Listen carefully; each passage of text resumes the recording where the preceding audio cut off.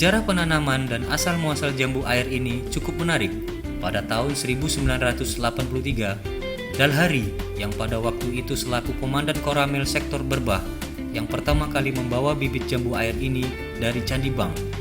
Beliau tertarik untuk membudidayakan jambu ini di sekitar tempatnya di Dusun Kerasan, Desa Jogotirto, Berbah, Sleman, Yogyakarta.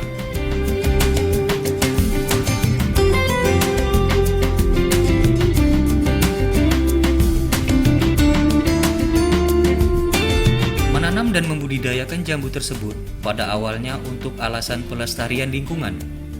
Pada akhir di tahun 2004, nama jambu air yang dibudidayakan oleh Dalhari dipatenkan dengan nama Jambu Air Dalhari yang sekaligus menjadi buah unggulan Kabupaten Sleman yang ditetapkan oleh Dinas Pertanian, Perikanan, dan Kehutanan Kabupaten Sleman.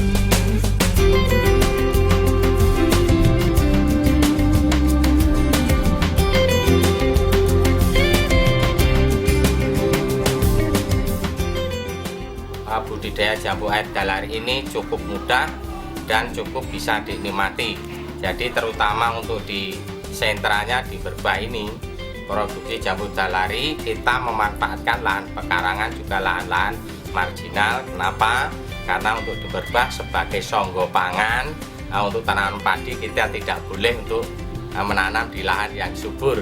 Jadi kita memanfaatkan lahan pekarangan juga gas daerah aliran sungai. Untuk budidayanya, untuk di kelompok tani yang saya bina ini ada 14 kelompok, mereka sudah menerapkan SOP GAP, jadi budidaya yang baik dan benar menurut standar operasional prosedur dari pemilihan bibit, pemilihan lokasi, juga untuk pembuatan lubang tanam, pengairan, pemupukan, juga untuk pengendalian hama dan penyakit atau OPT-nya di tanaman jambu Dalhari. Yang tidak kalah penting untuk menentukan agar buah itu bisa lebat, bisa bagus, itu harus ada pemangkasan. Di sini pemangkasan juga ada pemangkasan bentuk, juga ada pemangkasan untuk memperbarui agar tubuh bagus untuk membentuk dahan.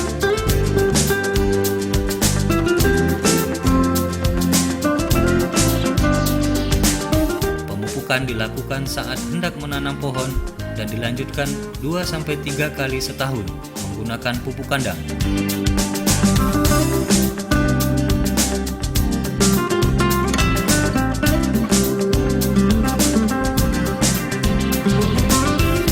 Nah, untuk ukuran kita perbanyakan semua dengan sistem cangkok. Kenapa kita pilih cangkok? Karena tidak akan merubah dari induknya. Jadi dari hasil akhirnya untuk di sentranya sini itu tidak akan melepas dari pohon induk tunggalnya yang ada di tempat beliau Bapak Dalhari. Kebetulan untuk di kelompok tani rukun sudah ada 1.100 yang produksi, belum di kelompok-kelompok yang lain. Penyiraman lebih sering ketika tanaman mulai memunculkan tunas bunga. Bila kekurangan air, bunga beresiko rontok.